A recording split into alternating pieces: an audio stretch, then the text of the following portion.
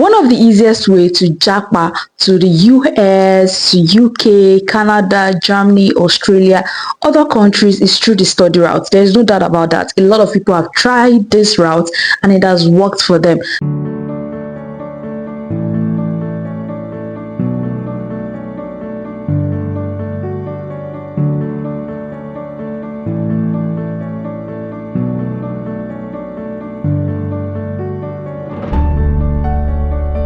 One of the easiest way to japa to the US, to UK, Canada, Germany, Australia, other countries is through the study route. There's no doubt about that. A lot of people have tried this route and it has worked for them. But then it is getting more difficult by the day. And that is why I came to remind you that this is the sign that you need to start working towards your japa if you are considering the study route. Now, before I dive into it, let me just tell you that there is no route that does not come with its own, work, with its own stress and all that. But then you just have to choose your own pain wisely. You have to choose your route wisely. And today I have decided to teach you guys how you can apply for fully funded study visa abroad, especially to the US. So I can only talk about the US route because that is the one that I've been helping people to do all this while, right? So I'm going to be talking about it. So if you have a BSc degree and you're looking forward to going for masters, PhD, and you have good grades, or you have 2.2, you have 2.1, you have first class, good for you, then this is the sign that you need to start applying for that study route visa, right? And this is like one of the easiest, trust me. I'm not going to lie to you. I mean, there are some persons that I've worked with and in just few days, few weeks, they got positive response while sending their code mails, and they picked it up from there, and that was just it. So in this video, take it for someone that has helped a lot of people to achieve this result, because I am very sure that you're going to be the next in line to share your testimony. So how do you apply for a study route visa? How do you apply for masters, for PhD? How do you get funding? How do you get professors to work with? How do you go through this? Well, if you have been following me for a while, you will see that I've had interviews with like 2 scholars who got fully funded PhD degree, and some of them did not even go through the master's route. It was directly from BSc to PhD, which is very much possible, and I'm also going to discuss all that in the course of this video, right? So first of all, let's talk about what I mean by study visa route, because a lot of people like, which one is study visa route? What I mean is that you try to apply for schools abroad to further your education, be it BSc, PhD, masters, or you're trying to take a graduate certificate and all that, right? That is like the study route. Like, you are going through study routes, you are going there to study, and after studying, your plan is to stay,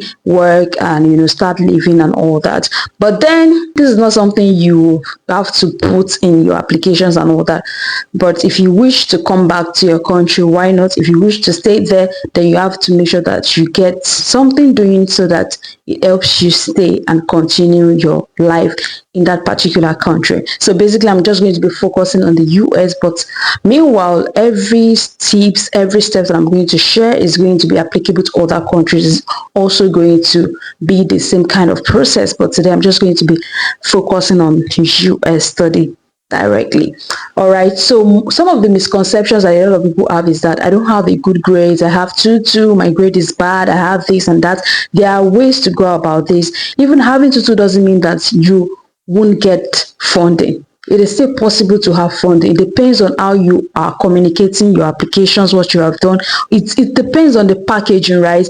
A lot of people don't know how to package their applications, and that is why they don't end up getting funding. In fact, there are some people that even have the first class, they have the grades, they have 3.0 of 4.0, they have 3.5, but still yet they don't get this funding because they don't know how to package their applications. And that is why you always see in their thing, when you're trying to apply, the department or the requirement, they will tell you that having the minimum grade doesn't guarantee that you're going to get the admission. It is more about your recommendation, your statement of purpose, your writing samples if required, your GRE, your GMAT, IELTS, and all the likes. But then some schools have waived GRE, and if you're from Nigeria, then you don't need IELTS also. And for some countries, if your country is not an English speaking country, you might need to take IELTS, Duolingo, TOEFLs, and there are some other courses, there are some other English tests or exams that you have to take, right, to prove your proficiency in English, right? And for some persons, for some courses that are related to statistics, mathematics, some schools require GMAT. But then, if you know that you don't have all these things, then you have to look for schools who don't require all of this. If you know that you can afford them, go for the schools that you can afford. Go for the ones that are not into what you don't have, right? For GMAT, for example, and GRE.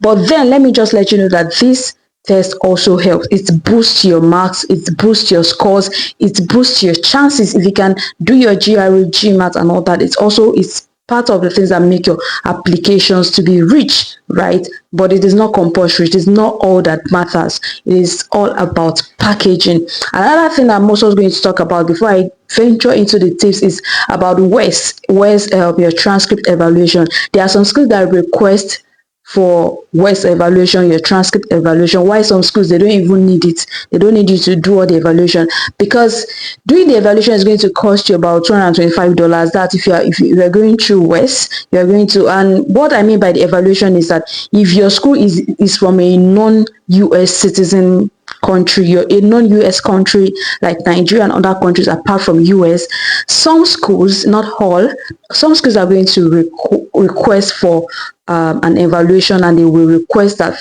you send it directly from the evaluation company. We have different evaluation company. We have West, we have Spantran evaluation, we have IEES and all that. I'm going to drop the links under this video so you can go through different routes to just check. But then before you go into it, the most important is that you check through the schools that you want to apply to and be sure that it's part of the requirement. Some schools, they don't even need it. They just need you to send your unofficial transcript, and after you are given the admission, then you ask your school to send the official transcript. So some schools, they don't go through all this process. And another thing that I think stop people from applying is the application fee. Why? Well, there are schools that have actually waived application fee, and there are some schools where you can request for application waivers why you don't even have to pay in time, because this application of a thing or study route of a thing, there is a way that you can do it that you won't even have to spend your money in securing this admission. The only thing that you're going to be spending on is your visa application, your service fee, and the likes, right? But getting the admission, you might not even have to spend your money. And this is why you have to be strategic in your approach, and you have to be focus minded when you are trying this application, right? So another thing is application fee. Like I mentioned, you can either apply for application fee waiver, or there are some schools that once you are given the admission, then you have to pay it. What's the name of the school now? There's this school that you can defer your application. I think that's University of Northern Iowa. You can defer your application fee, meaning that once you get the admission, they're going to add the application fee to your school fees and all that. Why some schools, they can even waive it. Why some schools you have to apply for application fee waiver. Why for some schools you have to attend sessions and they give you application fee waiver code, and that is that. So when you have all of this sorted out, then we can move into the application proper. So how do you apply for master's degree, for PhD degree, for BSc, and while requesting for funding? Well, for BSc, I really can't say much whether you're going to get funding or not, but then you could try your luck, right? But today I'm just for the masters and the PhD people. I don't want to talk much about the BSc part, but if you have questions about how you want to go for BSc, then you can reach out to me personally. I'm going to drop my mail and we can talk about it. But today is for masters and PhD. So it is possible for you to go directly from BSc to PhD, and it's also possible for you to go through the BSc, MSc before you go for PhD. And yes, it is possible for you to get funding, whether you have 2-2, you have 2-1, your first class, and you have all the degrees and degreeables. But all that matters the most is how you package it. So now let's dive into it. First thing first, is to research the school. You have to go through series of research, which a lot of people don't like to do. You are going to have to do the research, right? And this is why some agents charge a lot of money, because trust me, these people are also working. They will do research on schools, on courses, send mails, and all this is actually not easy. And this is what a lot of people don't want to do. You are going to have to do a lot of research. You have to research schools. Like for someone like me, I help people to do all these things, and through the research and the things that I've done, I've been able to write out list of some schools that have funding. I know what they want, I know the requirements, and I know that easily offhand. But mind you, some of these schools, they change their requirements over the years. Some of them, they will just tell you that, okay, we don't accept unofficial transcripts, now we accept West, like this school, Western Illinois University. Now they are doing West evaluation for people. Now they are offering that services, at the school. But before, it wasn't so, right? So this is why it is very good to research the school. So you have to research the school and check out the points that are listed previously. Check if there is application fee waiver. Check for the application fee. The application fee is actually not expensive. It's like $30, $35. While some schools, they charge like $135, $100, and for some persons it's a lot of money, so they won't be able to afford that. So you have to cut your coats according to your clothes, right? I'm just going to put it like that. But then you have to make sure that you research the school and check out the requirement, check out the general, and don't just check out the requirements. If you're an international student, check out international student requirements, because that is where you will see that, okay, these people, they need West evaluation, these people, they don't need West evaluations, these people, they need unofficial transit and all that. And if you are watching me and you are planning to apply for masters or PhD, by now I feel you should have your unofficial transcript with you, right? That is something that you can present as, like a copy of your transcript. So after you are being given your admission, they are going to ask you to send it properly from your school, not from you, but that is just to evaluate your applications, right? So you have to research the school. It is very, very important. Don't just go ahead and apply. Don't do ESA, I heard from this person, so I decided to apply. No, make sure you do your own personal research and check out if what you have can actually align with what the school is requesting for. And this is the first thing you need to do. And after researching the school, you see that, okay, these people, okay, I think I can afford this, I can go with this. Then you go ahead and research the course that you want to study. Now, talking about the course, if you have finished school for a long time now and you are like, the profession I'm working in, I'm in tech now, but I studied agric in school, then you can choose to focus on the tech. You can choose to focus on the tech studies, or you choose the agric, anyone.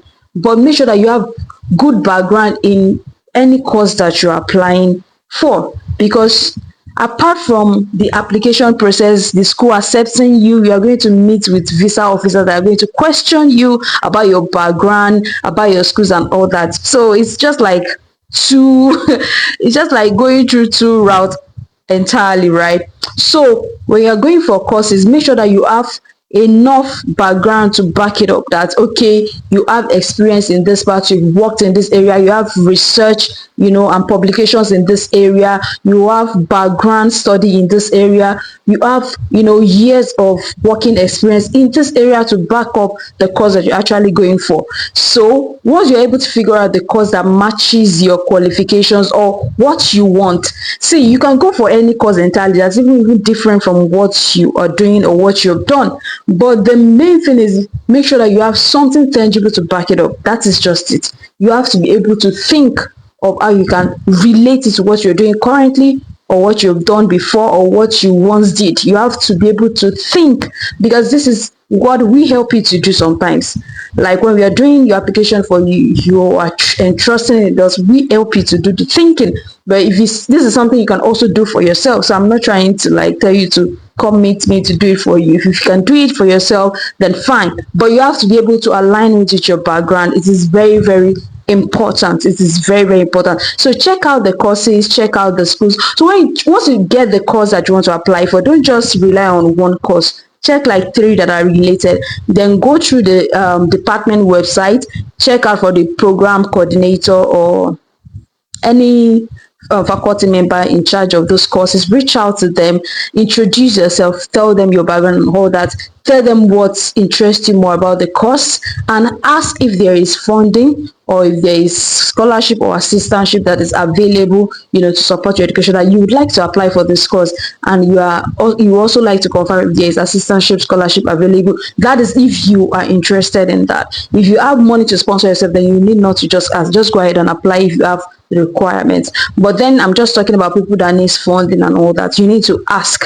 because apart from them even putting it on the on the website and all that, you still need to confirm, because for some, maybe the assistantship that was available has already been distributed and there is no more assistantship. So you need to confirm and send a code mail to provide. If you do not send code mail, check my previous videos. I've already touched all those things, right? I've touched SOPs and all the like, so you can go through my previous videos. So you need to send code mails, and just telling them your background and the likes, and ask if there is funding and assistantship, and wait to get their response before you go ahead and apply. And for some persons, they will respond to you that there is assistantship, go ahead and apply, and they will even tell you that if you need more information, feel free to reach out to them. Some will tell you you can even have a virtual conversation, like Google Meet videos and all that, just for them to question you. You can ask all your questions. And a beautiful thing I love about most of these people is that they are very nice people. They will respond to you, and they will let you know what is and what is not. So you need to code mail to be very sure. Why some schools will tell you that they don't have assistantship, but feel free to apply, they will just tell you the other routes that you can take. So you have to code mail. Code mail is very, very important. You just go ahead and apply. And once you're able to get that positive response, and this is for those that are actually looking for funding, assistantship, or something to support them, once you are able to, and some will tell you that it's until when you are admitted that you can get assistantship, or in the second year.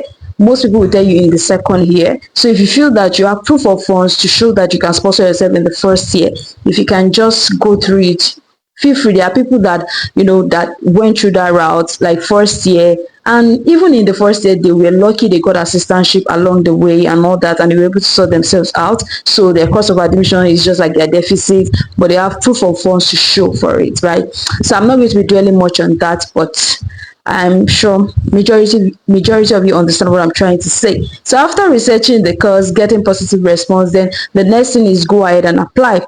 But then before you apply, you need to send message to your recommenders. It's very, very important. Recommendation is like a problem to so many people, because come on, you're going to, for some persons, they will have to do like 300 applications before one actually clicked. And trust me, it's not always as easy as some people think. Why some people are so lucky that their first 3 applications will just click.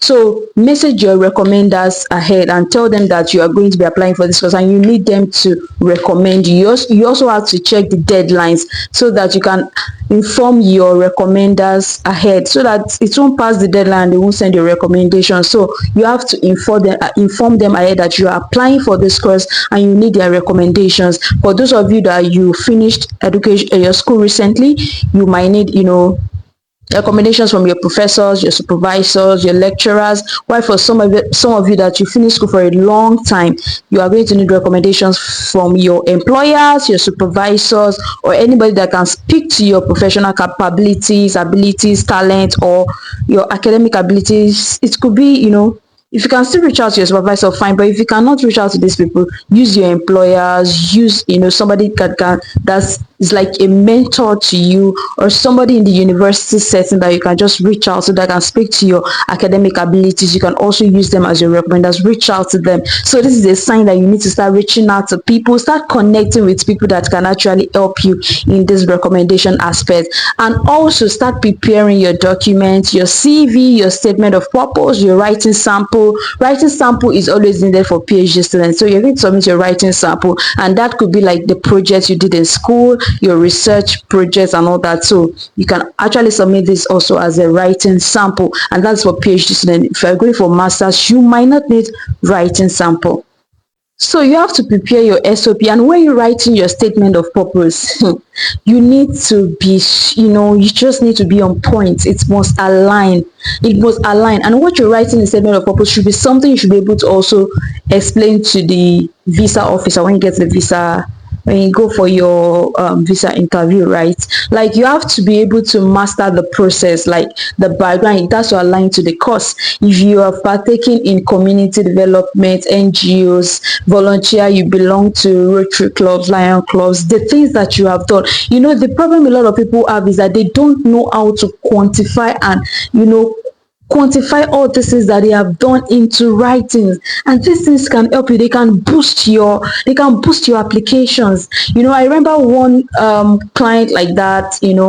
I was helping the person with SOP and all that, and it just seems like everything is not gelling, everything is not working. I was like, okay, let's just do it this way. And by the time we are done with the application, it was, in fact, the professor was actually impressed, like, wow, so these are the things you've done and all that, right? So you can always look into these areas. There is no experience should be a waste. Those courses that you have taken, those classes that you have taken, seminars you've attended, trainings, they are very, very important. It depends on how you can align them, and that is why you have to work on your SOP. You have to prepare your SOP carefully, right? You have to prepare it, be it your SOP or your personal statement, either one that they request for. You have to prepare for it, right? You don't just send out any applications. Imagine after getting positive response from that professor that there is scholarship, there is funding, I would like to have you as my graduate student or research assistant, or that, and now you now want to for no, you don't want to waste those stress, right? So you have to work on your SOP and your CV. Your CV must be an academic CV, and it must also include your work experience, because some of them they might want to give you teaching assistantship, or some of them you might want to work in administrative or something like that department. So they use this to also give you work, that as you're schooling, you're also working, so that you can pay your fees and all that. So your CV must entail your academic activities and your work experience. Those seminars, those certifications, they should be listed in your CV, right? You have to be strategic about these things. And yes, your SOP, you can't use one SOP for all the schools. You have to write different SOPs if you are applying for different schools, right? The name of the course for a school might be different from the name given to the same course in another school. So your SOP you can't use one SOP for all schools. It's not possible, right? And your recommenders, they must know, you can also give them a tip of the kind of course that you're applying for, so that it will help them to channel the recommendation very well, right? So these are the things that boost your application. Sometimes some people have the first class 2-1 good grades, but SOP is poor, writing sample is, every other things is just poor, and that is what dismiss some people. They don't give them the application. It'd be like, you have this course, but and you see two people that have two, they don't have good grades, and they are getting funding, they are getting admission. You wonder what is happening. It is because they know how to package their application. Their SOP is on point, their CV is on point, their letter of recommendations is just top notch. So you need to work on these areas also. It is very, very, very important. Mention your research interest. Some of the things that interest them is your research interest that you do in school. Your project, you should mention it and how it relates to the course that you're applying for. And that is why sometimes I say it's very important. You can just relate to your school background and all that. And if you're working in that professional field, talk about your trainings, the classes, what you have done, your achievements at your place of work. These are the things that you can put in your SOP, right? And if you need somebody to help you with that, you can always reach out to me, right? So let me continue. So after doing all that, then you can submit your application. After getting all the things, your letter of recommendation, CV, and then you go ahead and submit your application. So after submitting your applications, you start praying to God. Start praying to God for good results. But trust me, if you did your calculations well, you're going to get you're going to get admitted. Trust me, you're going to get the admission is easy if your application is well packaged. Admission is sure. And another thing that some schools might request for is proof of funds. Yes, even though they are giving you assistantship, some schools will still request for the proof of funds, right? So you have to try and get proof of funds that you can submit. Proof of funds, I don't know how you are going to get that. You can ask me, because if you ask me, now who I go ask? So you have to get your proof of funds, right, to submit, so that they can issue your D20. They can issue your I-20 to you, and that is what you're going to fill, for your financial proof and all that. So you have to give them, submit your proof of funds, and that's what will make them to give you your I-20 that you fill and probably take to for the visa interview and all that. Because they are going to actually give you the school fees, everything that you are going to need for the first year. They are basically interested in your proof of fund for the first year, not even for the whole 4 years or 2 years that you're going to spend, because they believe that by the time you spend 1 year, the second year is an easy thing. You can easily get scholarship, you can easily get assistantship and all that. So they're more interested in the first year, so that you will not come and be stranded. So they are more interested in the first year. So you might have to provide proof of financial statements. So however you can get that, God will help you, right? But once you get the proof of funds, you can, by the time you do the calculations and they are giving you assistantship, you can always deduct it from the old money and all that. So for some persons, their assistantship might come with tuition waiver, meaning that they don't have to pay school fees. Some assistantship come with living, it covers their living expenses, their health insurance and all that. Some people even get full funding while you don't even have to pay any amount at all. While some people, the assistantship might cover every other thing apart from their textbooks and all that. So assistantship are in different forms, and you can apply for one or two different assistantship. You can gather everything together that makes up for the first year that you're going to use in that school. And I just hope that you guys are getting me right. You getting me? Right? So once you submit your application and you get admission, some of them will request for your proof of financial statement, and they give you the I-20 that you will fill, pay your service fee also, and it takes all some of these documents for your visa interview. The visa interview is another thing. It's something that you need to pray about, and I will also encourage you to join different groups. I'm going to drop a particular Telegram group that you can join. They do interviews for people to prepare them ahead for visa interviews. Join this community, join this group. They help you, they boost you. But I'm going to drop the link provided the person permits me, right? So join visa interview groups. These people, they help you to prepare ahead of visa interview so that you can get your statements right, get your calculations right, because some people are always scared, and you just end up saying things that get them rejected or denied, right? So you need to join these groups. Actually helps, and you even get some informations as regards picking dates for interviews and the like. So join visa interviews and just pray to God, and once you are approved for your visa interview, then the next thing you have to do is just start planning to travel to the US. Plan your relocation, plan the things that you're going to pack, the foods and everything, and you're good to go. Some of you, as I'm talking, you're already envisioning yourself in the US as a student doing great things for the community. Oh, I love your spirit if you are there.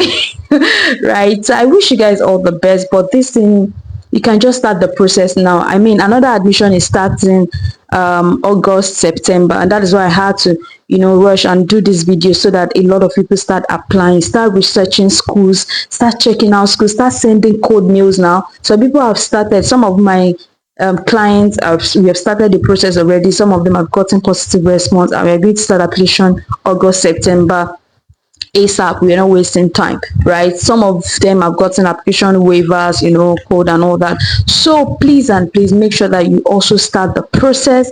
And if you need me to assist you, or you need any questions or anything, feel free to drop under the comment section.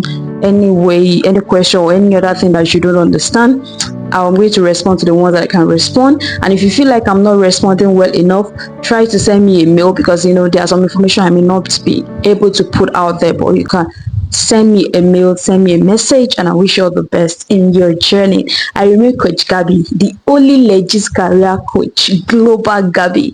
All right, thank you guys, and please don't forget to subscribe to my YouTube channel. I love you and I want the best for you. Bye.